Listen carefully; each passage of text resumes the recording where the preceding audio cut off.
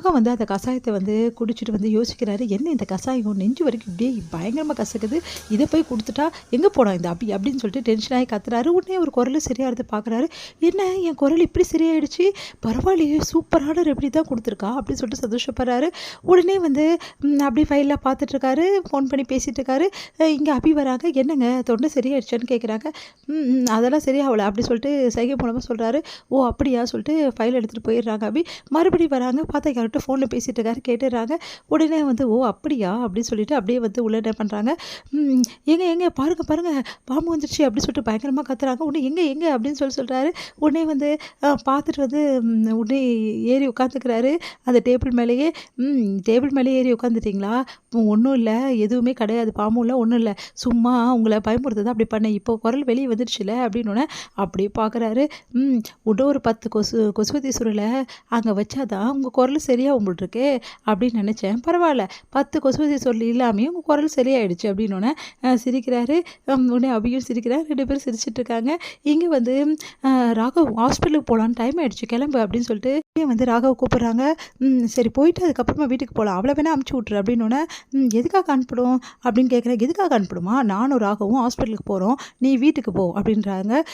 அவையே வீட்டுக்கு போகணும், நானும் அவளும் வீட்டுக்கு போகிறோம், என்ன ராகவ் இப்படி சொல்கிற அப்படின்னு. பின்ன நான் பேசுகிறேன்ல கேட்குறேன்ல என் குரல் சரியாயிடுச்சுல அப்படின்னு அதிர்ச்சி அடைகிறாங்க. அவள் கொடுத்த அந்த ரெமடியால் தான் சரியாயிடுச்சு அப்படின்னு அப்படியே அதிர்ச்சியாக பார்க்குறாங்க.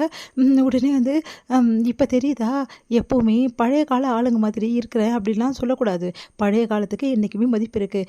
இங்கே பாருங்கள், இப்போ பழசை வந்து தேடுறதாங்க ட்ரெண்டிங்க, அது கூட உங்களுக்கு தெரியாதா லாவண்யா மேடம், வாங்க போகலாம் அப்படின்னு சொல்லிட்டு போகலாமா அப்படின்னு சொல்லிட்டு கையை கோத்துட்டு வந்து ராகவ் கூட போகிறாங்க.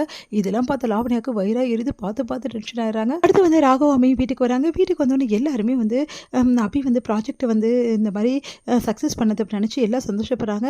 அபி மாதிரி ஒரு பொண்ணு வந்து உன் கூட இருந்தால் உன் லைஃபே நல்லா இருக்கும்னு நான் யோசித்தேன், அதே மாதிரி உன் பிஸ்னஸும் நல்லா இருக்கும் நான் யோசிச்சேன்டா, எல்லாமே கரெக்டாக அமைஞ்சது, பார்த்தல அப்போவே சொன்னல அபி உன்னோட ஆஃபீஸில் வச்சுக்கோன்னு சொல்லிட்டு, இப்போ பார்த்தியா எவ்வளோ பெரிய ப்ராஜெக்டை எவ்வளோ அழகாக சக்ஸஸ் பண்ணி கொடுத்துருக்கான்னு சொல்லிட்டு பாட்டி சொல்கிறாங்க. உடனே ராகவ் வந்து ஆமா பாட்டி, உண்மையிலே அபி பண்ணது இன்றைக்கி பெரிய விஷயம்னு சொல்லிட்டு அபியை பற்றி நிறைய பாராட்டுகளாக அழகாக வந்து பேசிகிட்டே இருக்கார் பாராட்டி. இதெல்லாம் பார்த்து அபிக்கு சந்தோஷம் தாங்க முடியல, அப்படியே வைக்கப்படுறாங்க. என்ன அபி, ராகவ் உன்னை பற்றி இவ்வளோ பாராட்டுறாரு அப்படின்னு சொல்லிட்டு அனு வந்து சொல்கிறாங்க. போ அனு அப்படின்னு சொல்லிட்டு ஓடி போகிறாங்க.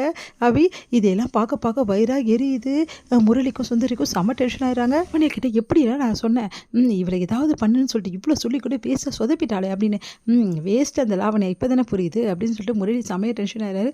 இப்போ வந்து அபி மேலே வந்து ஒரு அன்பு வந்துச்சு, வந்து ஒரு மதிப்பு வந்துடுச்சு ராகவுக்கு, இது நீடிக்கவே கூடாது, என்னை வந்து என்ன பிரயோஜனம், அவங்க 2 பேரும் ஒன்றா வாழ போகிறது, நீ கவலைப்படாது கிருஷ்ணா அப்படின்றாங்க. அதெல்லாம் கவலைப்படாமல் இருக்க முடியாது, இதுதான் ஆரம்பம், இப்படியே வந்து கொஞ்ச நாள் வந்து போச்சுன்னா இவங்க 2 பேரும் அப்புறம் வந்து ராசி ஆகிடுவாங்க, அதுக்கப்புறம் ஏன் நிலைமை பெரிய விஷயம் ஆகிடும், அதனால் இப்படியே விடக்கூடாது அப்படின்னு சொல்லிட்டு சொல்கிறாரு. இப்போ என்ன பண்ண போகிற, பண்ணுற எப்படியாவது கூடி சீக்கிரம் அபி மேலே ராகவுக்கு வெறுப்பு வர்ற மாதிரியும் பிரச்சனை வர மாதிரி நான் கண்டிப்பாக ஒரு பிரச்சனை பண்ணுவேன் அப்படின்னு. உடனே வந்து சரி சீக்கிரமாக பண்ணு, அப்போ தான் ஏன் ரூட்டும் கிளியர் ஆகும் அப்படின்னு சொல்லிட்டு டென்ஷன் ஆகுறாங்க. அடுத்து வந்து இங்கே என்ன பண்ணுறாங்க, அபி வந்து வேலையாக இருக்காங்க. அப்போ ராகம் வந்து சரி உங்ககிட்ட ஒரு விஷயம் பேசணும் அப்படின்றாரு. என்ன விஷயம் அப்படின்னு.